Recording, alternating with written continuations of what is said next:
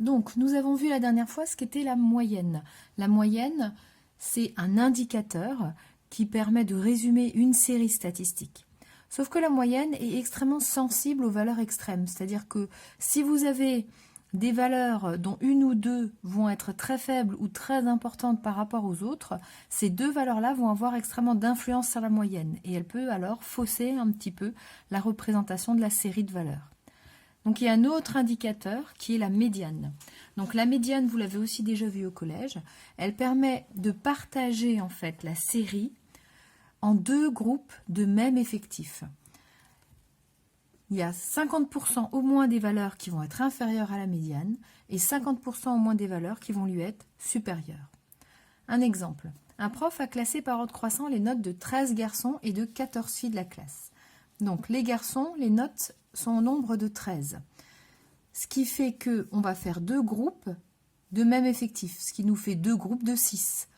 Et la septième valeur, donc un premier groupe de 6, un deuxième groupe de 6, et la septième valeur, quand les valeurs sont rangées dans l'ordre croissant, c'est extrêmement important, va correspondre à la médiane. Donc ici, la médiane de cette série est la septième valeur, et la médiane est égale à 11. Dans l'autre groupe d'élèves, donc les filles, on a 14 filles. Donc cette fois-ci, on va également faire deux groupes, mais 14, on peut le divisible par 2. Donc on va faire deux groupes de 7. Ce qui fait que la valeur médiane qui va partager la série en deux séries de même effectif va être un nombre entre 12 et 13. On pourrait même dire n'importe quel nombre entre 12 et 13. Sauf qu'on prend une définition, et il y a plusieurs définitions qui existent de la médiane, mais au lycée comme au collège, on prend cette définition-là, de dire que la valeur médiane va être la moyenne entre ces deux valeurs-là, entre 12 et 13. Donc si on fait la moyenne entre 12 et 13, on va obtenir une médiane de 12,5. Je vous disais qu'il y a plusieurs définitions de la médiane. C'est pour ça, avec votre calculatrice, vous n'allez pas toujours obtenir la valeur médiane que vous allez obtenir à la main. Or, une valeur approchante quand même. C'est celle que vous allez obtenir vous à la main avec notre méthode qui va faire office au lycée de médiane. L'exemple 2. Il y a 135 valeurs dans une série, comment déterminer la médiane? Donc là, on ne vous demande pas la valeur de la médiane, mais où la trouver. Donc première chose à faire, à dire, c'est de ranger les valeurs par ordre croissant. Une fois que les valeurs sont rangées dans l'ordre croissant, il faut regarder l'effectif total. Ici, on avait deux méthodes un petit peu différentes, qui dépendaient en fait du nombre total, c'est-à-dire de l'effectif total. Quand ici on avait un effectif total de 13, c'est-à-dire un nombre impair, on partageait la série en deux, et la médiane était une valeur du caractère, c'était la septième. Donc si on prend notre effectif de n, qui vaut 13, qu'on lui ajoute 1, 14, et qu'on divise par 2, on obtient 7, la médiane était la septième valeur. Donc il suffit de faire grand N plus 1, le tout divisé par 2, ce qui va nous donner le rang de la médiane. Dans la deuxième série, on avait un effectif total pair. Dans ce cas-là, il suffit de diviser ce 14, ce grand N par 2, on obtient 7, et alors la valeur, le rang de la médiane sera la n plus unième, donc à 7 on ajoute 1, 8, c'est-à-dire la huitième valeur de la série lorsque les valeurs sont rangées dans l'ordre croissant. Ici, on a grand N qui vaut 135, donc grand N est un nombre impair. Dans ce cas-là, on va faire comme dans le premier cas, avec les 13 garçons, on ajoute 1 à l'effectif total, donc on obtient grand N plus 1 qui vaut 136.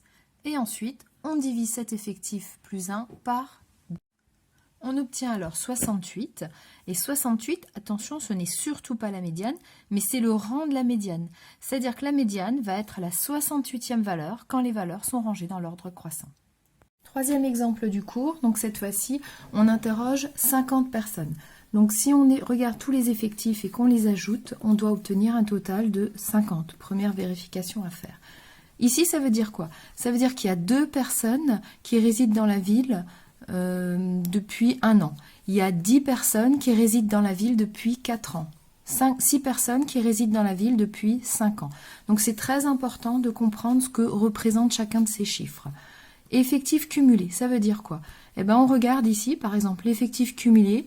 Combien de personnes habitent dans la ville depuis 3 ans ou moins de 3 ans? Donc, combien de personnes habitent dans la ville depuis 3 ans, depuis 2 ans, depuis 1 an?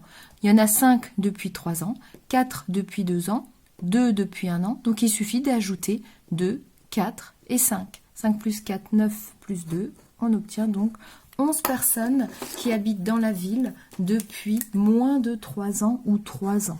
Donc la somme de ces trois nombres-là va nous donner cet effectif cumulé croissant. D'accord? Donc là, on est dans les effectifs cumulés croissants. On peut calculer aussi les effectifs cumulés décroissants.